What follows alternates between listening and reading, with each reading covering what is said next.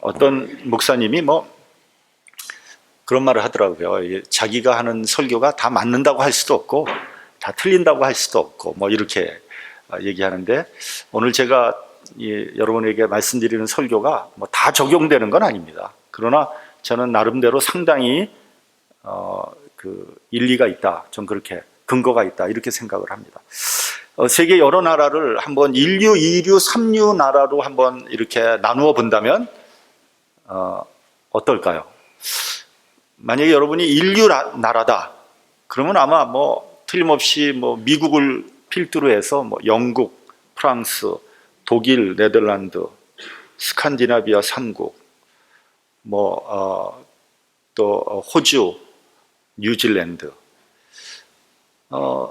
일본, 뭐 이런 나라를 여러분들이 꼽을 거예요. 그렇죠? 그 외에 뭐 또 유럽의 또 조그만 나라들 또 아마 여러분들이 해당된다, 이렇게 생각을 할 겁니다.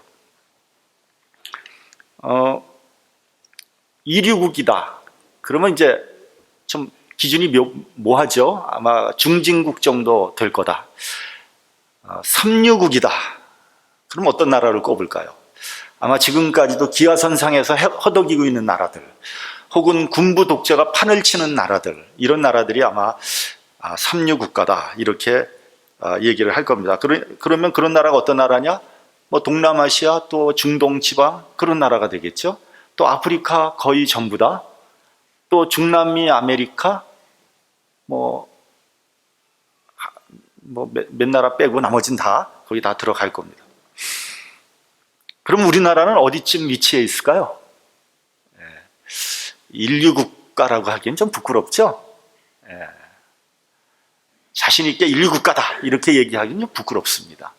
왜냐하면 경제적으로는 뭐 인류 국가랑 거의 이제 어깨가 뭐 비슷하게 돼 간다는 거예요. 그렇죠? 그러나 모든 면에서 뭐 정치, 사회, 문화 뭐 이런 모든 면에서 아직은 인류 국가라고 얘기하기 어렵다. 한편 중국은 어떻습니까? 어떤 경제학자가 얘기하기로 구매력 수준으로 볼 때 중국은 이미 세계 1위다. 미국을 제쳤다. 그렇게 얘기합니다. 아마 10년 뒤에는 명실공히 중국은 최대 경제 국가가 될 겁니다. 최대의 국민 총생산. 아마 제일 잘 살지도 몰라요. 요즘 조금 좀 삐그덕거리고 있긴 하지만 말이죠. 그렇다고 해서 중국을 세계 인류 국가라고 얘기할 사람은 아마 아무도 없을 겁니다. 왜냐하면 다른 부분에서 따라오질 못하기 때문에. 인류 국가라고 하는 것은 경제력뿐만 아니라 정치, 문화, 사상, 사회 이런 면에서 전부 인류가 돼야 돼요. 모든 면에서 월등해야 됩니다. 근데요, 여러분, 인류 국가의 특징이 뭔지 아세요? 자유민주주의 국가라는 거예요. 자유민주주의가 가장 발달된 나라들이 경제적으로도 발달되었고요, 또 사회적으로, 사상적으로, 문화적으로도 1등국입니다. 또 하나 우리가 좀 눈여겨봐야 되는 게 뭐냐면 일본을 빼놓고 나머지는 전부 기독교 국가라는 거예요.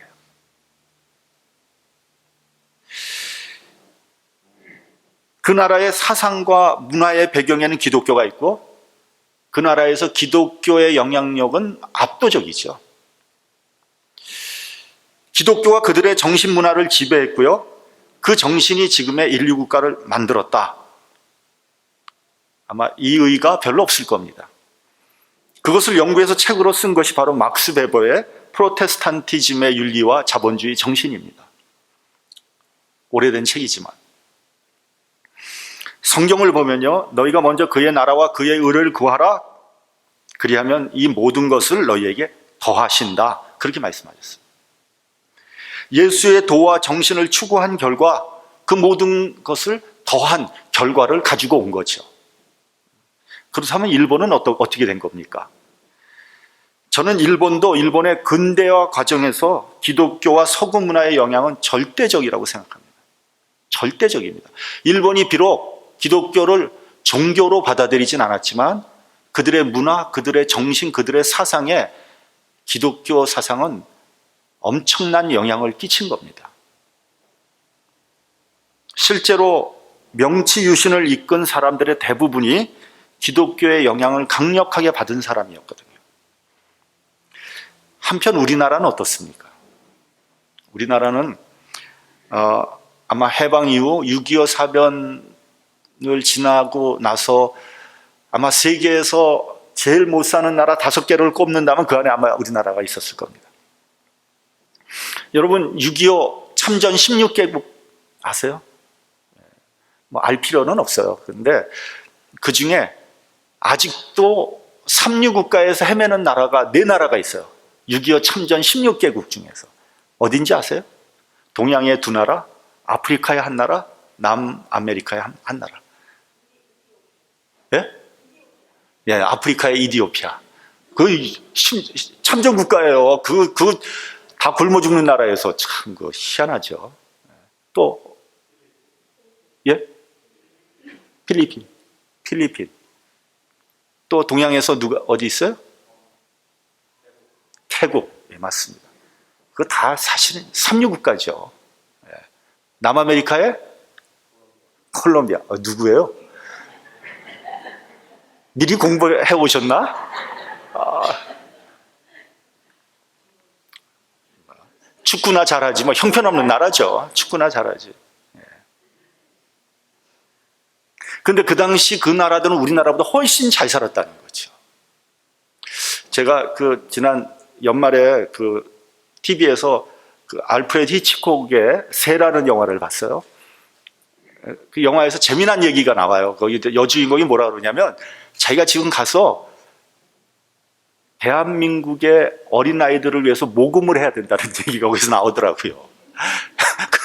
그래서 보니까 그게 1963년도에 제작된 영화예요. 그러니까 1963년도 초반까지 우리나라는 형편없는 나라였죠. 외국에 원조가 없으면 지탱할 수 없는 나라가 우리나라였어요. 근데 60여 년이 지난 지금 어떻게 여기까지 왔느냐는 거죠. 저는 개인적으로 누가 뭐라 그래도 기독교의 영향이 지대하다고 저는 생각합니다. 전에도 말씀드렸지만 조선 말기부터 최근까지 한국을 이끌었던 시대 정신은 단연 기독교였습니다. 백성들이 우상과 미신의 미몽에서 헤매고 있을 때 그들의 정신을 흔들어 깨운 게 누구냐? 기독교예요. 가난과 불평등, 무지와 억압 속에서 좌절해 있을 때 그들에게 소망을 준 것이 뭐냐? 기독교 정신입니다. 불교와 유교의 정신적인 영향력은 이미 한계에 다다랐습니다. 그것은 여러분 3.1운동을 봐도 너무나 잘 알 수 있어요. 3.1운동의 독립 33인 중에 기독교가 몇 명인지 아세요? 16명. 근데 그뿐이 아니에요. 뭐 교회가 불타고 피해당하고 또 거기서 순교한 사람들, 피해를 받은 사람들 대부분 기독교 신자들이에요. 그러니까 3.1운동을 누가 이끌었냐? 기독교도들이 이끌었다고 얘기할 수밖에 없습니다. 역사적인 사실이에요. 한국 개화의 길을 이끈 인물 중에서 신자들이 대단히 많았습니다. 그것은 아마 초기 선교사들이 교육에 집중적으로 투자를 했기 때문에 그런 겁니다. 개화기 때 학교들이 대부분 기독교 학교였잖아요. 뭐 연희 전문, 이화여전, 이화여중고, 숭실 전문, 정신여중고, 배제학당 다 기독교 선교사들이 세운 학교들 아닙니까? 거기서 얼마나 많은 인재들이 배출이 됐습니까? 물론 뭐 부정적인 영향도 많이 있습니다. 없다고 얘기할 수 없어요. 근데 무엇보다 더 진짜 중요한 건 뭐냐? 공산주의에서 대한민국을 지킨 세력 누굽니까? 기독교 세력이에요. 저는 기독교가, 아니 정확히 예수님이 우리에게 준 가장 큰 영향이 무엇이었나 한번 생각해 봤어요. 그거는 자유와 평등입니다. 거기서 천부의 인권이 나오는 겁니다. 여러분, 인간은요 원래 자유하지 않습니다. 그리고 인간 사회는요 평등하지 않습니다. 뭐 법 앞에 평등, 그 요즘에 있는 얘기지 옛날에 평등하지 않았습니다. 누구나 동등한 인권을 가지고 있지 않았어요. 인간 사회는 원래 계급사회였습니다. 인도는 지금도 카스트라는 계급사회를 유지하고 있습니다. 물론 지금도 뭐 빈부의 격차에 의해서 계급이 어느 정도 형성은 돼 있지만 최소한도 겉으로는 누구나 다 동등하잖아요. 그렇죠? 이 절대적인 자유와 평등은 누가 뭐라 해도 저는 기독교에서 나왔다. 전 그렇게 확신합니다. 성경을 보면요, 창세기부터 하나님께서는 인간에게 완전한 자유를 주셨어요. 하나님께서 따먹지 말라고 그러는 선악과, 그것도 자유롭게 따먹게 그냥 놔두셨어요. 막지 않았습니다. 그러나 자유는 책임을 동반하는 거잖아요. 그러니까 선악과를 따먹었으니까 거기에 대한 책임을 각자가 져야 되는 거죠. 자기가 져야 되는 거죠. 예수님은요, 누구나 평등하게 대해주셨습니다. 이것은 그 당시 철저한 계급 사회로 볼 때 이건 혁명적인 사건이 아닐 수 없어요. 상대방이 누구든지, 그 사람이 남자든지 여자든지, 자유인이든 종이든, 뭐 귀족이든 평민이든, 또 건강한 사람이든 병자든, 죄인이든 의인이든, 심지어는 문둥병자까지 평등하게 대해주셨어요.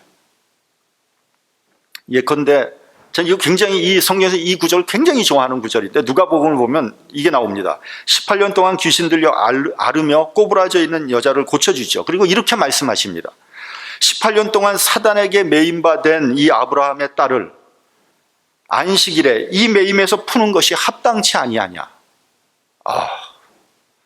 이건 너무 은혜로운 말씀이에요. 너무 감동적인 말씀이에요.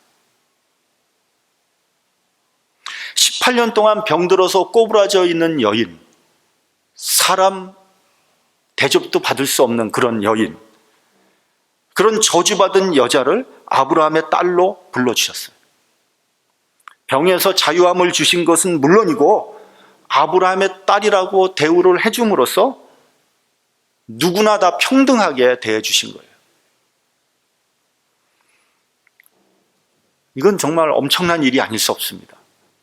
여기서 우리는 우리 스스로에게 한번 이렇게 물어보시기 바랍니다. 나는 그리스도인으로서 정말 자유한가? 그리고 나는 그리스도인으로서 모든 사람을 정말 평등하게 대하고 있는가? 상대방이 누구든지 간에. 늘어진 개팔자라는 말이 있습니다. 미국에서 키우는 애완견은 정말 늘어진 개팔자예요. 개 옷도 있고요, 개 양말도 있고요, 개가 간식도 하더라고요. 간식이 우리가 먹는 간식보다 더 비싸. 개가 다이어트 하고요, 개 널서리도 있고요, 개 모텔도 있고요, 개털 깎아주는데 돈이 꽤 들어요. 우리 머리 깎는 것보다 더 비싸요, 개털 깎는 거. 뭐 이런 개가 무슨 걱정이 있고 고민이 있겠습니까? 정말 개팔자가 사람보다 훨씬 낫죠. 미국은 개 천국입니다. 그렇다고 그 개가 자유합니까? 그 개가 자유로운 개예요? 아니거든요. 자기는 자유로운지 알지. 근데 막 뛰어가면 목에 팍 걸리잖아요. 딱 매 있잖아요. 저는 개인적으로 개의 입장에서 보면 그냥 자유롭게 놔두는 게 낫지 않을까, 이런 생각을 한번 해봅니다.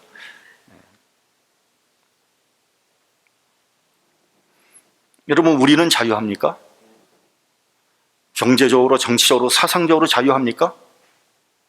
욕심에서 자유합니까? 심리적으로 자유합니까? 남과의 비교에서 자유합니까? 마지막으로, 죄에서 자유합니까? 한마디로 자유롭지 못해요. 우리가 자유민주주의 국가에 살아가고 있는데 왜 자유하지 못한 겁니까? 여러분, 우리가 가난하게 살면요, 경제적으로 자유롭지 못해요. 그렇죠?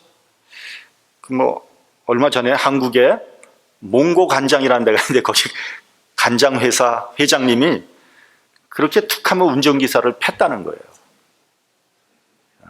욕하고 때리고, 그래서 못 살아서 그만두게 하고. 아니, 도대체 월급을 얼마씩 줬길래 그렇게 노예처럼 부려먹었을까?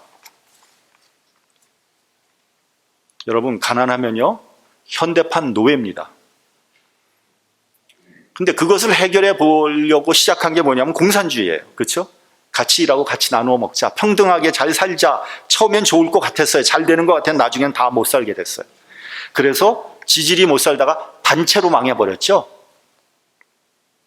이제 남은 나라는 중국하고 북한밖에 안 남았는데, 중국은 뭐 정치적인 형태는 공산주의지만 경제적인 형태는 천민자본주의죠. 천민자본주의. 천박한, 돈 뺏기 모르는, 돈이면 모든 것을 다 할 수 있는. 그래서 돈 갖고 가서 그냥 미국, 일본, 한국의 백화점을 다 휩쓸어 버리는. 북한은 왕조 전체주의로 변질됐습니다.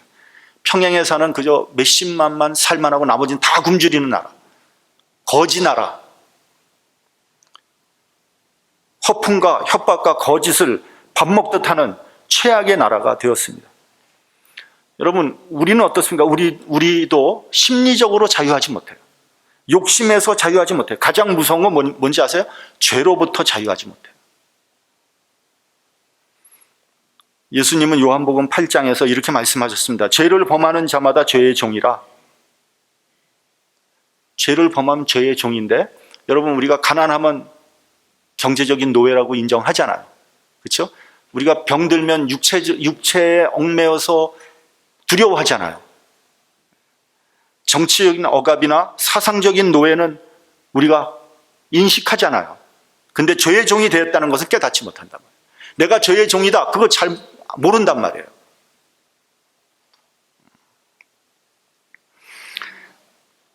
죄를 지을 수밖에 없는 죄의 노예, 죄로부터 오는 저주, 그리고 형벌, 이보다 더 무서운 속박은 없는 겁니다. 그럼에도 불구하고 계속 죄를 지면서 살아가는 존재, 그것이 바로 인간이에요. 죄에 길들여져 있는 그 불쌍한 모습, 그래서 인간은 죄인이에요. 여러분도 많이 들었을 거예요. 방송에서 사이코패스, 그건 뭐냐면 흉악한 죄를 짓고도 죄의식을 느끼지 못하는 사람들을 그렇게 일컫는 말입니다.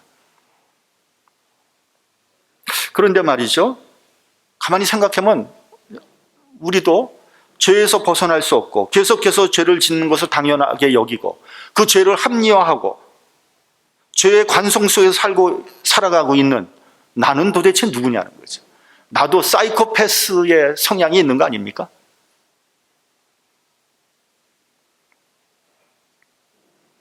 그래서 죄에서 자유함을 얻어야 되는데 방법이 없는 거예요. 영원히 자유해야지 진정한 자유인인데 내 영혼에 자유함이 없는 거예요. 인간은 스스로 자유할 수가 없어요.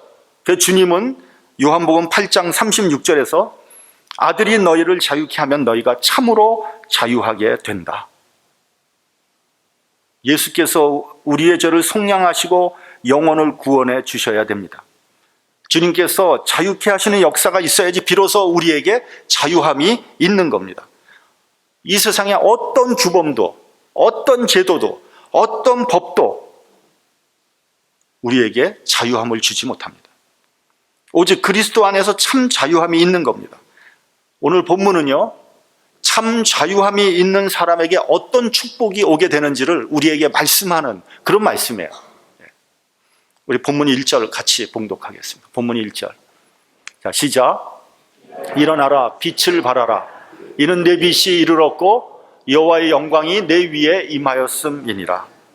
일어나 빛을 발하라 그랬어요. 근데 우리가 빛이 있어야 빛을 발하죠. 우리는 자가 발전할 수가 없거든요. 근데 하나님의 빛이, 하나님의 영광이 우리 위에 임하기 때문에 우리가 빛을 발할 수 있는 존재가 된다는 거예요.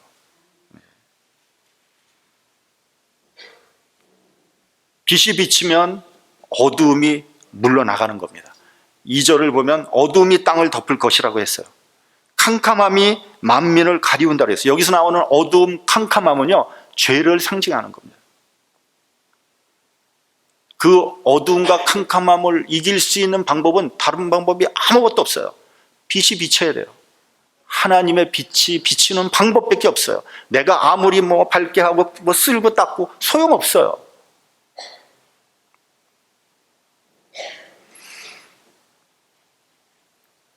어두움 속에는 절망이 있고 고독이 있고 허무가 있습니다. 어떤 사람이 이렇게 얘기를 하더라고요. 목사님, 인생이 허무합니다. 당신만 허무한 게 아니라 나도 허무해. 예. 예.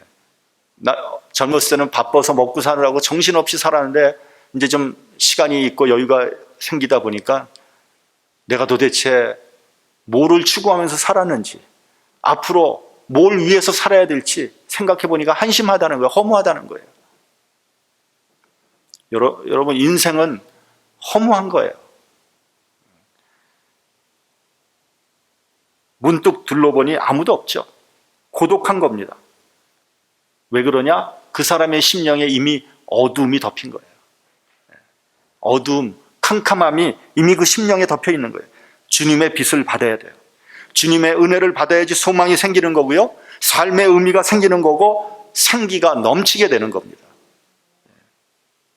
그래야지 일어나 빛을 발할 수 있는 겁니다. 그래서 저는 여러분들이 올해에는 하나님의 빛을 받으시기 바랍니다. 하나님의 은혜를 받으시기 바랍니다. 그러면 이 나의 주변의 환경이 모든 것이 다 절망적이고 정말 아무것도 보이지 않는다 그래도 주님의 은혜만 받으시면요, 살 소망이 생기는 거예요. 생기가 넘치는 거예요. 생명이 여러분들 심령 속에서 솟아나는 거예요. 이거는 늙은이 젊은이의 관계가, 그거에 관계가 없어요. 둘째로, 영적으로 자유할 때 관계가 회복되는 축복이 있게 되는 겁니다. 우리 본문 4절을 같이 보겠습니다. 본문 4절. 자, 시작. 내 눈을 들어 사면을 보라. 무리가 다 모여 내게로 오느니라. 내 아들들은 원방에서 오겠고 내 딸들은 안기어 올 것이라. 여러분, 우리 인간관계에서 어려움이 오는 이유가 뭡니까? 한번 솔직히 부모 자식 간에 그래 봅시다. 내 자식과 나와 굉장히 힘들어. 갈수록 어려워져. 인간관계가 막 꼬여. 왜 그렇습니까? 그 안에 죄가 있는 거예요. 그 안에 시기, 질투, 미움, 교만, 욕심, 그런 것이 있는 거예요. 부모 자식 간에도 이렇게 보면요, 부모님이 너무 욕심을 부려 자식들한테. 자식이 자꾸만 멀어지는 거예요. 욕심을 부리면 자꾸만 잔소리하고. 물론 좋은 마음으로 하겠죠. 근데 그 안을 우리가 정말 정밀히 들여다보면 그 죄입니다. 죄. 자식도 마찬가지예요. 당연히 부모님을 잘 섬겨야죠. 근데 자기 욕심, 자기 죄에 사로잡혀서요, 부모님을 멀리하는 거예요. 부모 자식 간에, 형제 자매 간에 관계 어려움이 있습니까? 솔직히 들여다보십시오. 거긴 죄의 문제가 있어요. 그 죄를 회개하고 자유함을 얻어야 됩니다. 그러면 마음속에 어둠이 물러가고요, 시기와 질투, 미움, 교만이 사라지는 거예요. 자녀들이, 저도 젊었을 때, 어렸을 때 보면은 자유를 얻기 위해서 가출을 하죠. 가출을 하면 자유로울 것 같죠? 가출을 하는 순간 고통이 있고 억압이 있고 두려움이 있는 거예요. 다시 가정으로 돌아와야지 평안이 있는 겁니다. 여러분, 인간과 하나님과의 관계가 왜 어그러진 겁니까? 그 이유가 뭡니까? 죄 문제 때문에 그런 거예요. 선악과 먹지 말라 그래서 선악과 먹은 순간 하나님 앞에 나서기가 두려워진 거예요. 하나님께서 아담을 부르십니다. 아담아, 내가 어디 있느냐? 아담이 뭐라고 대답을 합니까? 하나님의 소리를 듣고 내가 벗었으므로 두려워하여 숨었나이다. 죄가 하나님과의 관계를 어긋나게 만든 거예요. 인간 간의 관계를 어렵게 만드는 거예요. 그러므로 죄에서 자유함을 얻고 영원히 자유롭게 되면 모든 인간관계가 회복되는 거예요. 그래서 모든 무리가 다 내게로 몰려온다고 그랬어요. 아들이 원방에서 오겠고 딸들이 안기어 올 거예요. 셋째로, 풍요로워진다고 했습니다. 우리 본문 5절을 봉독하겠습니다. 본문 5절. 자, 시작. 그때 내가 보고 희색을 바라며 내 마음이 놀라고 또 화창하리니 이는 바다의 풍부가 내게로 돌아오며 열방의 재물이 내게로 옴이라. 바다의 풍부가 내게로 돌아온대요. 여러분, 바다라는 곳이 얼마나 풍부한 곳입니까? 앞으로 인류의 먹거리는 바다에 있다고 그러지 않습니까? 그 바다의 풍부가 내게로 돌아온다 그랬어요. 그리고 열방의 재물이 내게로 온다 그랬어요. 설교를 시작하면서 이미 말씀을 드렸어요. 세계 인류 국가들, 어떤 나라들인가. 재미있는 사실은 뭐냐면요, 그 인류 국가들이 자원이 변변이 없었다는 거예요. 물론 미국이나 캐나다는 뭐 자원이 풍부한 나라죠. 근데 미국이나 캐나다는 그 자원 때문에 부자가 된 게 아니에요. 그리고 지금도 그 나라들은 자원 개발을 제한하고 있어요. 근데 실제로 자원이 풍부한 나라들 보면 다 1위국, 3위국이에요. 한번 우리나라를 한번 좀 보도록 하죠. 남한은 자원이라는 게 변변한 것이 없어요. 근데 북한은 자원의 보고입니다. 그 북한의 자원을 이제 돈으로 한번 따져봤어요. 근데 조사하는 기관에 따라 좀 다르더라고요. 다르는데 그 한국의 통계청이 발표를 했는데 보니까 얼마냐 하면은 북한의 자원의 총액을 아무리 보수적으로 잡아도 7천조 원. 7천조 원. 근데 어떤 기관에서는 1천조 원. 그렇게. 이게 너무 숫자가 크니까 너무 천문학적인 숫자에서 감이 안 잡히는 거예요. 예를 들어 보면, 마그나사이트라는 그 광석은 세계 매장량의 50%가 북한에 있대요. 우라늄 매장량 세계 1위. 석탄, 철강, 그다음에 석회석, 구리, 금, 세계적인 매장량을 자랑하고 있대요. 그렇게 많은 자원을 가지고 있지만 1인당 국민 소득이 $1,000에 미치지 못하고 있어요. 그리고 그 자원들이 전부 헐값으로 중국으로 팔려나가고 있어요. 그리고 중국은 그 자원을 개발하는 개발권을 50년, 100년 이미 샀어요. 왜 그렇게 된 겁니까? 공산주의가 그렇게 만든 거예요.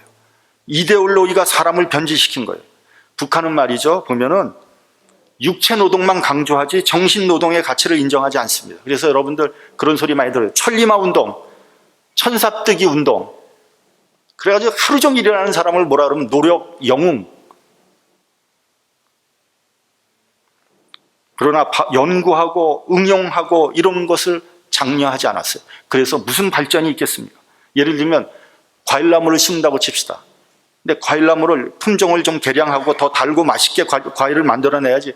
그저 하루 종일 땅 파고 일한다고 좋은 결과 나오겠습니까? 남한은 어떻습니까? 천연 자원도 변변이 없는 땅에서 정신 똑바로 차리고 교육을 시켜서 열심히 노력한 결과 여기까지 온 거예요. 그러니까 자원의 문제가 아니라 교육의 문제요, 지식의 문제요, 사상의 문제요. 그 사상은 결국 종교의 문제로 귀결되는 거예요.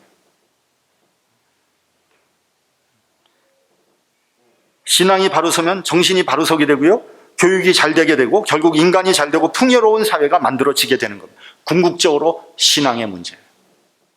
여러분 자녀들이 잘 되기를 원하죠? 경제적으로 풍성하기를 원하죠? 궁극적으로 뭐가 요인입니까? 신앙이 요인이라는 거예요. 그래서 저는 가끔 옛날에 제가 중고등부 또 전도사를 할 때 그러더라고요. 무슨 시험 본다고 애들이 안 오고. 그거 잘못하는 거예요. 그 궁극적인 걸 지금 당장 공부해가지고 한 점 더 받는 게 중요한 게 아니에요. 궁극적으로 그 애가 정신적으로, 사상적으로, 더 나아가서 신앙적으로 제대로 됐는가? 길게 보면 거기에 결판이 나는 거예요.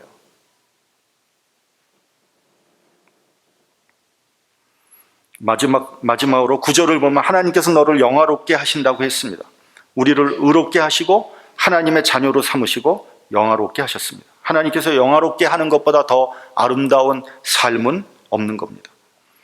세상에서 아무리 부귀영화를 누린다고 해도 그것은 다 지나가는 겁니다. 아까 말씀드렸죠? 다 덧없는 거예요. 허무한 겁니다. 하나님께서 우리를 영화롭게 할 때 진정한 행복이 있는 겁니다. 그러므로 세상 쫓아가지 마세요. 물질 쫓아가지 마십시오. 욕심 부리지 마시고요. 불평, 불만 속에서 살아가지 마십시오. 세상의 종로로 타지 마십시오. 오직 하나님의 은혜를 깊이 감사할 때 자유함이 있고 행복이 있는 겁니다. 요한복음에 진리를 알지니 진리가 너희를 자유케 한다고 했습니다.